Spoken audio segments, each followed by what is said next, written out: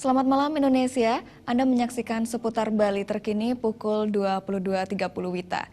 Akademisi Fakultas Pertanian Udayana Sri Sutari mengungkapkan perlu ada peraturan daerah yang mewajibkan pelaku pariwisata menggunakan buah lokal. Dengan demikian, buah lokal akan semakin dikenal masyarakat internasional. Lebih lanjut, Sri Sutari mengatakan, pemerintah sebagai leading sektor harus ikut membangkitkan buah lokal dengan cara menerbitkan aturan atau perda pemanfaatan buah lokal.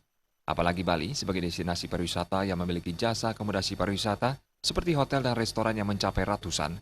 Apabila semua akomodasi pariwisata ini diwajibkan mempergunakan buah lokal, tentunya akan sangat menguntungkan, terlebih bila buah lokal tersebut langsung diambil dari para petani. Selain itu, pemanfaatan buah lokal menjadi produk olahan lain harus terus dilakukan sehingga pada masa panen harganya tidak anjlok. Dengan demikian, petani buah akan bisa merasakan keuntungan besar, utamanya saat panen besar, dan bukan justru mengalami kerugian karena harga yang turun. Pemerintah mulai saat ini bagaimana caranya untuk menghimbau stakeholder ya, pengusaha restoran, kemudian hotel untuk mewajibkan mereka untuk membeli dan menggunakan buah lokal di setiap tempat usahanya, dan buah lokal itu diharapkan diambil dari petaninya langsung.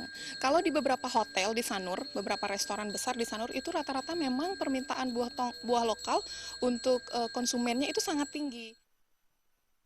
Dengan diberlakukan perda, kualitas buah lokal akan terus mengalami peningkatan. Apalagi buah tersebut akan dikonsumsi tidak hanya oleh masyarakat lokal, namun juga masyarakat internasional. Pratnya Paramita dan Ari Wiratmaja, Bali TV. Pemirsa, demikian seputar Bali terkini kali ini. Nantikan informasi menarik kami dalam seputar Bali terkini pukul 23 WITA. Salam Indonesia.